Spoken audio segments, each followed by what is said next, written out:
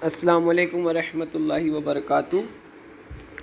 Dear students of Standard 9th, today we are going to start with chapter number 16, Heredity and Variation. So in this chapter we are going to learn the topics like inheritance, what is heredity, Mendel's law of inheritance, diseases due to chromosomal aberrations. So dear students, as you know that we all in the family have color of the skin which is very much similar to our parents, okay, father, mother, okay. Then the shape of face, just observe of yourself, then your grandparent, like your grandfather, grandmother, then of your father and mother. Even the height, color of eyes, orientation of thumb, this all are the physical characteristics which we have very similar to our, and sometimes even different to our parents and from the grandparents. Some examples are given, you can see in this picture, okay. So what is inheritance?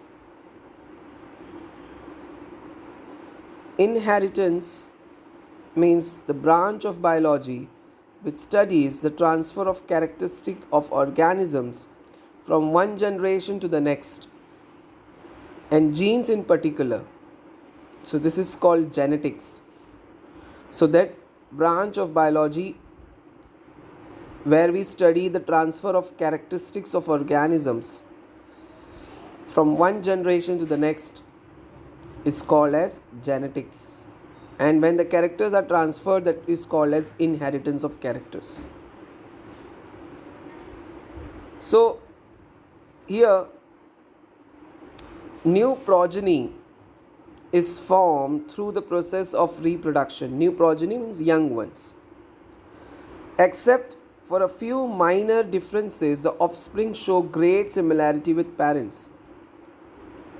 Organisms produced by asexual reproduction show minor variations. However, offspring produced through sexual reproduction show comparatively greater variations.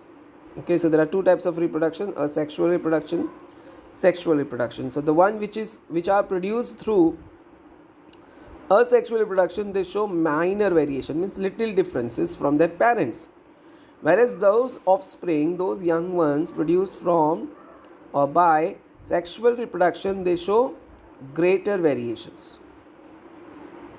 So here you can see some physical features of your face, like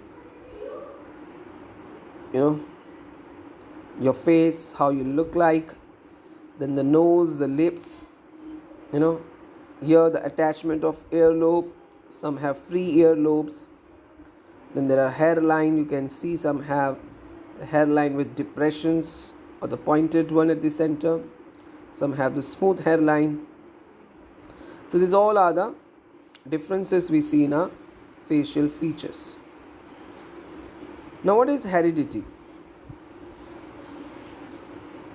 Transfer of characteristics from parents to offspring is called as heredity.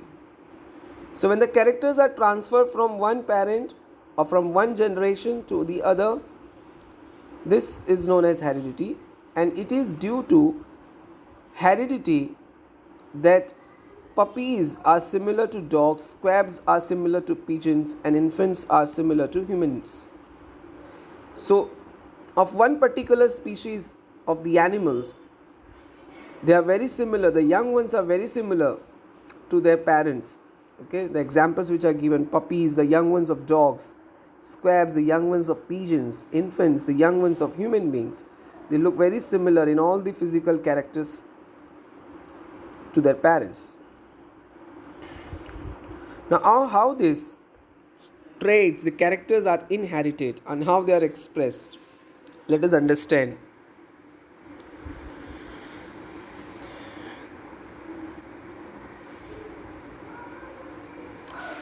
Though there are many similarities between parents and their offsprings, there are some differences too.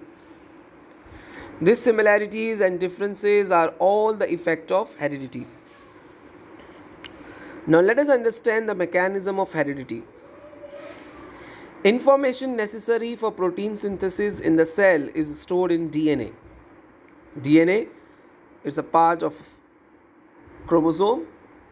The full form of DNA is deoxyribonucleic acid. We are going to discuss about it further in the further part of this chapter.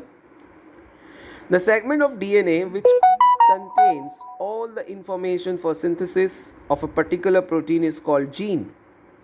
So the segments of DNA which have the information for protein synthesis, that segment is called as gene, and that gene is specific for that protein. It is necessary to know the relationship of these proteins with the characteristics of organisms. So, to understand the concept of heredity, let us consider the characteristic plant height. We know there are growth hormones in plants. Increase in height of plants depends upon the quantity of growth hormones. So, if the growth hormones are more, the plant height would be more. The quantity of growth hormones produced by a plant depends upon the efficiency of the concerned enzyme. So, that enzyme which is responsible for the secretion of hormone, if that enzyme is efficient in its work, so more amount of hormones would be released and the plant height would be taller. So efficient enzymes produce greater quantity of the hormone, due to which the height of the plant increases. However, if the enzymes are less efficient, a smaller quantity of hormone is produced, leading to stunting of the plant height. Okay, it means that how the efficient is the enzyme in secreting the hormones that decide the height of plant. Now let us understand chromosome.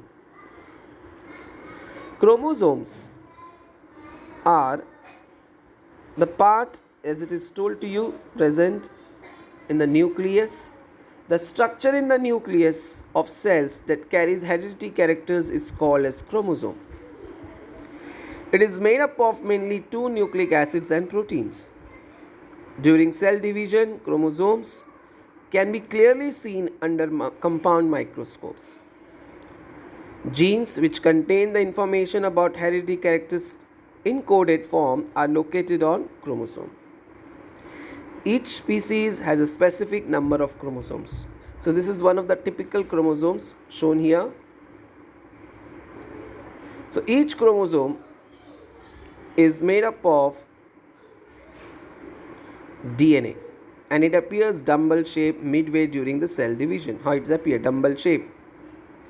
There is constricted region on each chromosome. It is called primary constriction or centromere. This divides the chromosome into two parts. Each part is called an arm.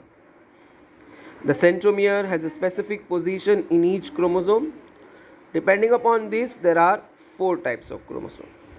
Okay.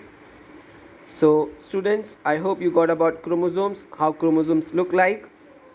So in the next part, we'll discuss what are the different types of chromosome. By the time you read this part, Assalamu alaikum wa rahmatullahi wa barakatuh.